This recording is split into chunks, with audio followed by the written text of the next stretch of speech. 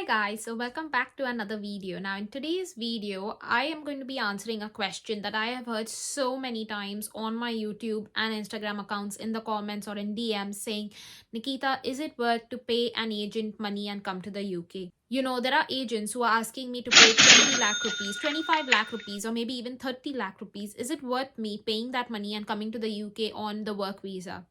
In today's video, I will be breaking up my total costs of coming to the UK on a work visa and living over here because as most of you all know, I am a physiotherapist working in the NHS in the UK, and I will be aiming to answer your question about whether it's really worth paying that extra money to get your work visa and what is the reality for you once you come to the UK. So if you are interested in this, do not forget to watch this video all the way to the end. But for those of y'all who haven't followed me on Instagram, now's your turn to do so. So let's get right into today's content. So, first things first, let's talk about what is the most important document that you would need for your work visa. Now, for those of y'all who have already applied for this, you know that there's a really important document known as a certificate of sponsorship. Now, this stands for cost. Now, this cost, what is the cost for it? Well, simply put, the cost is 0 rupees to you. Why? Because this is the amount that is going to be paid by the UK employer. So you do not need to pay for this COS. What you need to do is that when you get an employment which is sponsored by your employer, they will apply for the course and they will just issue this to you. So you will just get this copy directly from the employer and you do not need to pay for it. So now that you've got your COS, the next thing is that you need to collect some documents to apply for your work visa. Now these documents are similar whether you apply for your work visa or your health and care worker visa.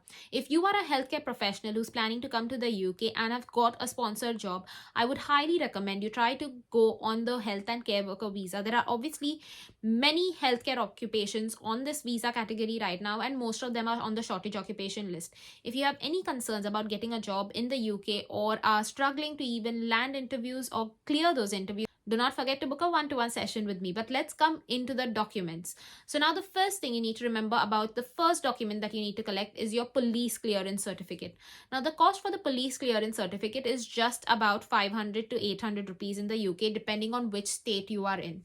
The second document that you are going to need is your TB test. Now your TB test needs to be done from a verified test center in India, and the cost for this is just about 3000 to 4000 rupees. Now if you are confused about where you can do these TB tests and what are the certified centers, I'll leave the link for that in the description box below, so do not forget to check that out. The next thing you need to do is show proof of your English language skills. Now the easiest way to do this, and this is something that I highly recommend, is by giving your IELTS, because you can use that for your HCPC registration, which is your registration to practice as a healthcare professional in the UK.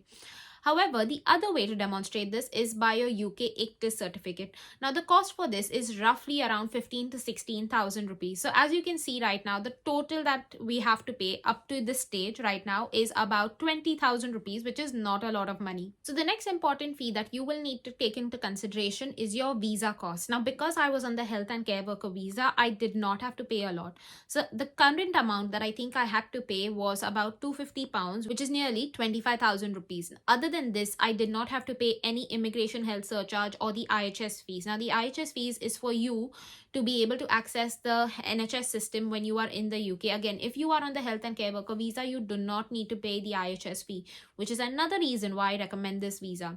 So the cost for the IHS was zero. Now, other than this, obviously, when you go to a VFS office for your biometrics, you might be asked to pay a certain amount to book your appointment. That would roughly be around 3000 to 4000 rupees. So as you can see right here, the total cost for your whole visa application process is initially you would need up to 20,000 rupees to sort of collect all of your documents. The visa application fee itself is about 25 to 26,000.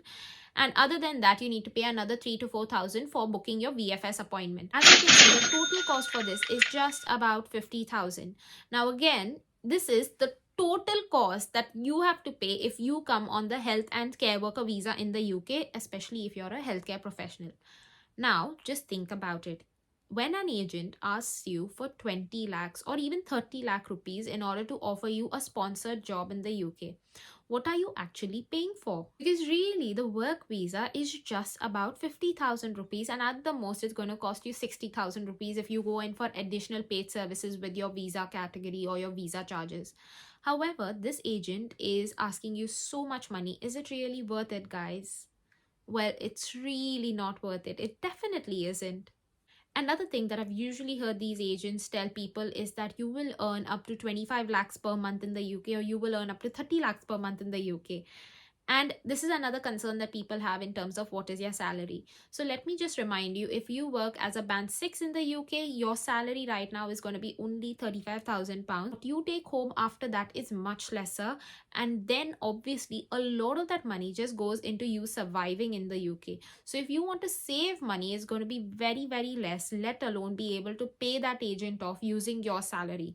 So please do not fall for this trap, guys. Think about it realistically. I've laid down all of the facts for you in today's video, and you let me know in the comments if you think it's worth paying the agency, or if you think it's much better for you to make your HCPC applications, apply for jobs on Track Jobs or NHS Jobs website, and clear those interviews by yourself, so that you will be able to make those visa applications by yourself and save yourself loads of money. Take care, guys. Bye.